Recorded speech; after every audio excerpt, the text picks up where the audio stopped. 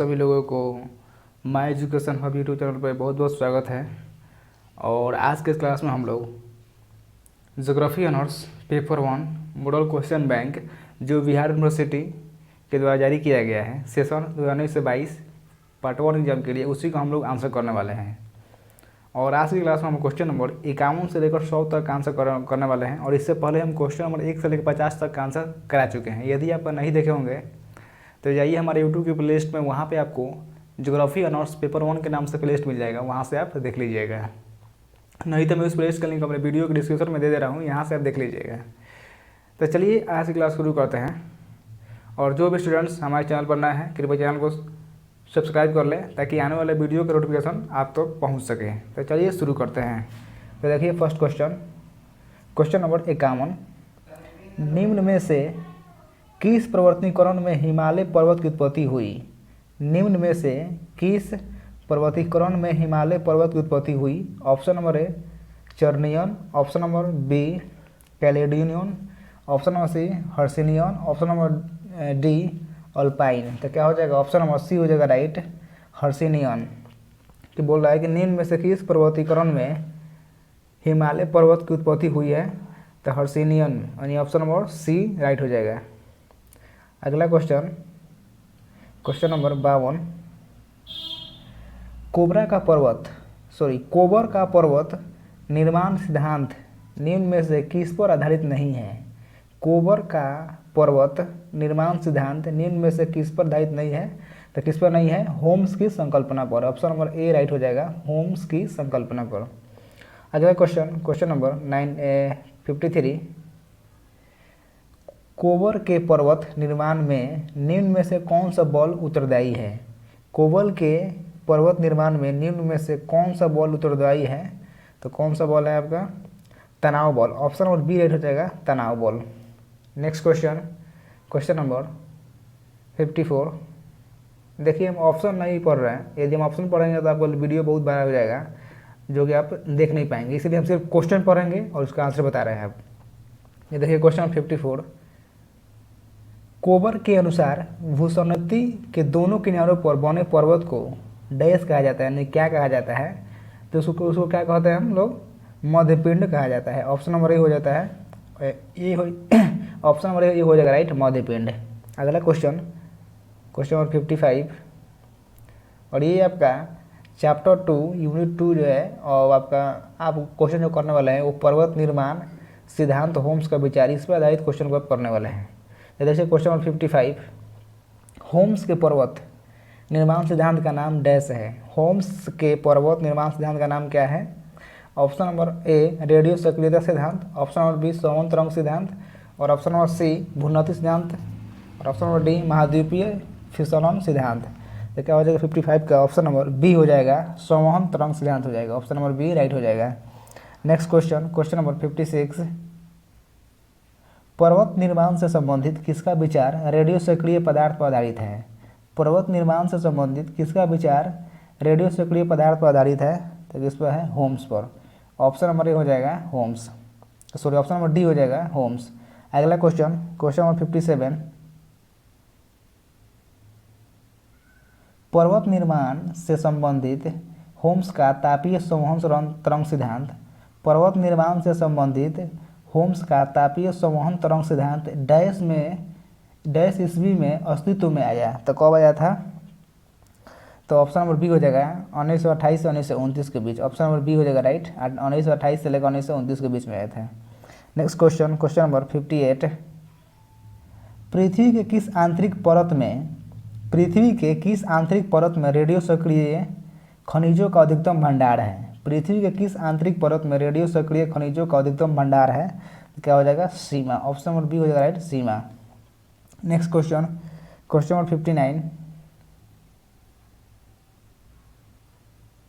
पृथ्वी के किस आंतरिक परत से संवहन तरंग की उत्पत्ति होती है? तो किससे होती है? कोर से। ऑप्शन नंबर डी हो जाएगा राइट, कोर। नेक्स्ट क्वेश्चन 60, पर्वत निर्माण के किस सिद्धांत में आरोही एवं अवरोही धाराओं की संकल्पना की गई है? तो किस में की गई है? होम्स में। किस सिद्धांत में की गई है? तो होम्स से। ऑप्शन नंबर सी हो जाएगा right, Holmes. Next question question number 61, Holmes की भूषणतिया पर्वत निर्माण की किस अवस्था में निर्मित होती है? तो किसमें होती है? प्रथम अवस्था में। ऑप्शन नंबर ए हो जाएगा राइट, प्रथम अवस्था। नेक्स्ट क्वेश्चन 62, होम्स के अनुसार निम्न में से कौन पृथ्वी का आंतरिक परत नहीं है? होम्स के अनुसार निम्न में से कौन पृथ्वी का आंतरिक परत नहीं है? तो क्या नहीं है? इक्लोजाइट। ऑप्शन नंबर सी हो जाएगा right, eclogite. Next question, question number 63, पर्वत निर्माण के किस अवस्था में संवहन तरंग की गति अधिकतम होती है? तो किस अवस्था में होती है? प्रथम अवस्था में। ऑप्शन नंबर ए राइट हो जाएगा, प्रथम अवस्था। नेक्स्ट क्वेश्चन 64, भू संतुलन के संदर्भ में किसका विचार दूसरे के विचार की तुलना में अधिक लोकप्रिय है? तो क्या हो जाएगा? पठारी क्षेत्र। ऑप्शन नंबर ए हो जाएगा राइट, पठारी क्षेत्र। और अगला आपका ये है यूनिट 2 चैप्टर 3 अध्याय 3 है महाद्वीपीय प्रवाह सिद्धांत, वेगनर का विचार। इससे संबंधित क्वेश्चन को देखेंगे। देखिए क्वेश्चन नंबर 65 अल्फ्रेड वेगनर निम्न में से किस देश से है? अल्फ्रेड वेगनर निम्न में से किस देश से है? तो कौन सा देश? जर्मनी हो जाएगा। ऑप्शन नंबर सी राइट हो जाएगा। नेक्स्ट क्वेश्चन 66, महाद्वीपीय प्रवाह की संकल्पना का सर्वप्रथम प्रतिपादन किसने किया? महाद्वीपीय प्रवाह की संकल्पना का सर्वप्रथम प्रतिपादन किसने किया? तो किसने किया था? ए वेगनर ने। ऑप्शन नंबर ए हो जाएगा राइट, ए वेगनर। नेक्स्ट क्वेश्चन 67, वेगनर के अनुसार पैंजिया क्या है? वेगनर के अनुसार पैंजिया क्या है? तो क्या है? प्राचीन दृढ़ स्थलखंड है। ऑप्शन नंबर ए हो जाएगा राइट, प्राचीन दृढ़ स्थलखंड है। नेक्स्ट क्वेश्चन 68 को देखिए, 68 ये 68 है, वेगनर के महाद्वीपीय प्रवाह के लिए निम्न में से कौन सा बल उत्तरदायी नहीं है? तो कौन सा बल नहीं है? गुरुत्वाकर्षण बल। ऑप्शन नंबर डी राइट हो जाएगा। नेक्स्ट क्वेश्चन 69, वेगनर के पैंजिया का विभंजन निम्न में से किस भौगोलिक काल से प्रारंभ होता है? वेगनर के पैंजिया का विभंजन निम्न में से किस भौगोलिक काल से प्रारंभ होता है? तो कौन सा काल हो जाएगा आपका? Cambrian. Option number B right हो जाएगा, Cambrian. Next question, question number 70,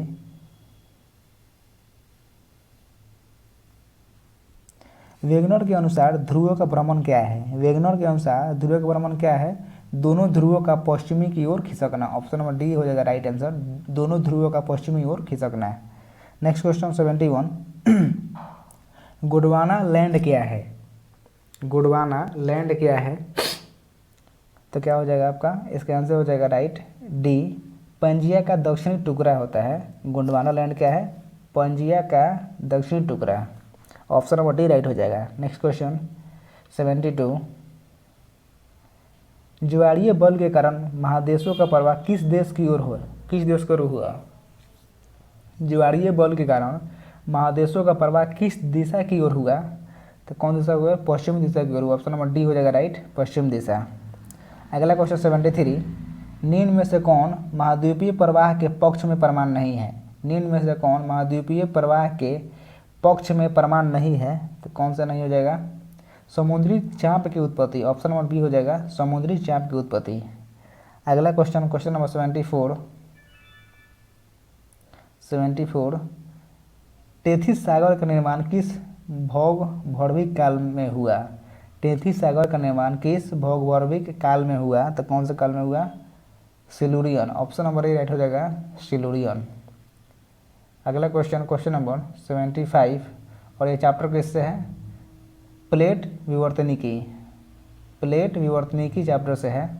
ये क्वेश्चन नंबर 75, प्लेट शब्दवाली का प्रयोग सर्वप्रथम किसने किया? प्लेट शब्दवाली का प्रयोग सर्वप्रथम किसने किया था? तो जे Tuzo Wilson. Option number C हो जाएगा राइट, जे तुजु विल्सन। नेक्स्ट क्वेश्चन 76, किसने प्लेट की गति की क्रिया विधि का विवेचन किया? किसने प्लेट गति की क्रिया विधि का विवेचन किया? तो किसने किया था? J Tuzo Wilson. Option number D right हो जाएगा, J Tuzo Wilson. Next question 77,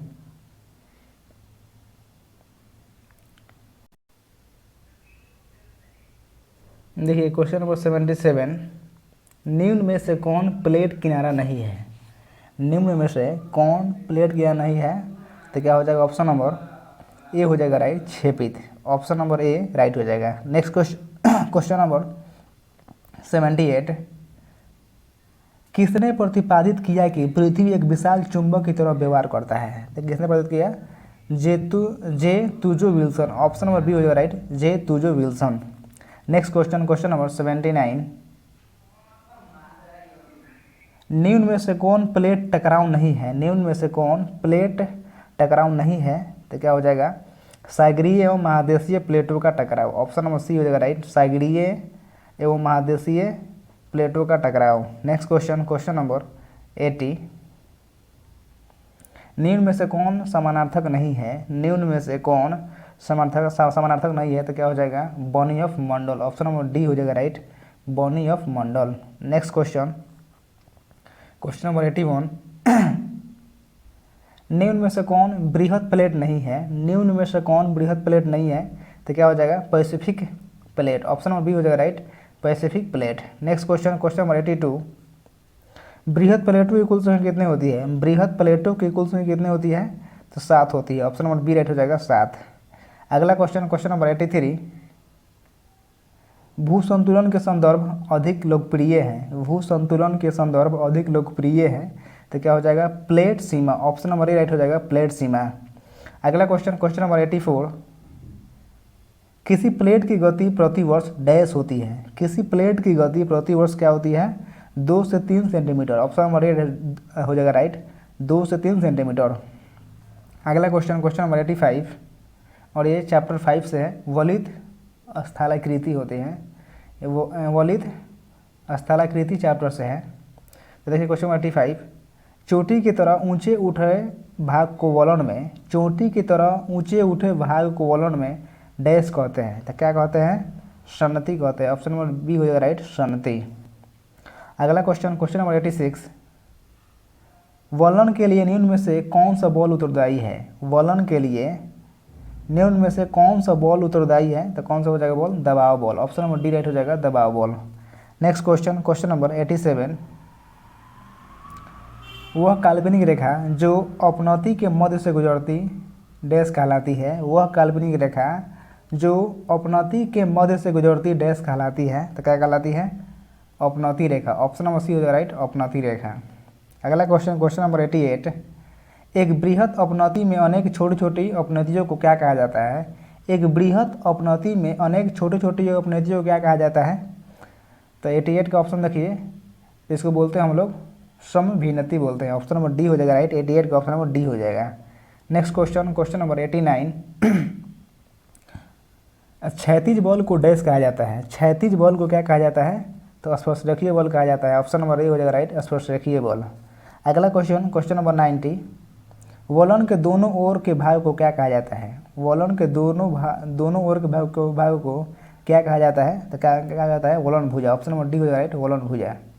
अगला क्वेश्चन नंबर 91, साधारण वलन जिसमें दोनों ओर के भागों में समान झुकाव होता है डैश वलन कहलाता है। साधारण वलन जिसमें दोनों ओर के भागों में समान झुकाव होता है क्या कहलाता है? तो क्या बोलते हैं उसको हम लोग? सममित बोलते हैं। ऑप्शन नंबर बी हो जाएगा राइट, सममित। नेक्स्ट क्वेश्चन नंबर 92, वलन जिसकी दोनों भुजाएं समांतर एवं क्षैतिज हो, वलन जिसकी दोनों भुजाएं समानांतर एवं क्षैतिज हो डैश वलन कहलाती है। तो क्या कहलाती है? समनत वलन कहलाती है। ऑप्शन नंबर बी राइट हो जाएगा, समनत। नेक्स्ट क्वेश्चन नंबर 93, वलन की टूटी हुई भुजा डैश कहलाती है। वलन की टूटी हुई भुजा डैश कहलाती है। तो क्या कहलाती है? ग्रीवा खंड कहलाती है। ऑप्शन नंबर सी राइट हो जाएगा, ग्रीवा खंड। नेक्स्ट क्वेश्चन नंबर 94, जब वलन की एक भुजा दूसरे पर उलट जाती है तो इसे क्या कहते हैं? जब वलन की एक भुजा दूसरे पर उलट जाती है तो उसे डैश मैंने क्या कहते हैं? तो इसको हम बोलते हैं प्रतिवलित बोलते हैं। ऑप्शन नंबर ए राइट हो जाएगा, प्रतिवलित। नेक्स्ट क्वेश्चन नंबर 95, और ये अध्याय 5 भ्रसित स्थलीकृति से चैप्टर से है, और ये चैप्टर 6 है। चलिए क्वेश्चन नंबर 95 को देखते हैं। 95 में क्या बोल रहा है कि भूपटल के चट्टानों में बने टूटन व चटकन को क्या कहा जाता है? भूपटल हम क्या बोलते रहे कि भूपटल लिखा है। भूपटल के चट्टानों में बने टूटन व चटकन को क्या कहा जाता है? तो क्या बोलते हैं इसको हम लोग? भ्रंश बोलते हैं। ऑप्शन नंबर सी राइट हो जाएगा भ्रंश। Next question, question number 96। भ्रंश का निर्माण डैश बॉल के कारण होता है। भ्रंश का निर्माण डैश बॉल के कारण होता है, तो तनाव बॉल के कारण होता है। ऑप्शन नंबर बी राइट हो जाएगा तनाव ball. Next question, question number 97। भ्रंशन के कारण उत्पन्न खड़े दीवारनुमा ढाल को क्या कहा जाता है? भ्रंशन के कारण उत्पन्न खड़े दीवारनुमा ढाल को क्या कहा जाता है? तो क्या बोलते हैं उसको हम लोग? भ्रंश कागार बोलते हैं। ऑप्शन नंबर ए हो जाएगा राइट, भ्रंश कागार। Next question, question number 98। निम्न में से कौन भ्रंश के प्रकार नहीं है? निम्न में से कौन भ्रंश के प्रकार नहीं है? तो क्या हो जाएगा? व्युत्क्रम भ्रंश। Option number A option number B हो जाएगा राइट, व्युत्क्रम भ्रंश। और आज की क्लास का second last question, question number 99। भ्रंश तल एवं क्षैतिज तल के मध्य के कोण को क्या कहा जाता है? भ्रंश तल एवं क्षैतिज तल के मध्य कोण को क्या कहा जाता है? तो भ्रंश कांगार बोलते हैं, कांगार। ऑप्शन नंबर बी हो जाएगा राइट, गलत बता रहे हो। ऑप्शन नंबर सी होगा, भ्रंश नति बोलते हैं। क्या बोलते हैं? भ्रंश नति। ऑप्शन नंबर सी हो जाएगा राइट, कि भ्रंश तल एवं क्षैतिज तल के मध्य कोण को क्या बोलते हैं? भ्रंश नति बोलते हैं।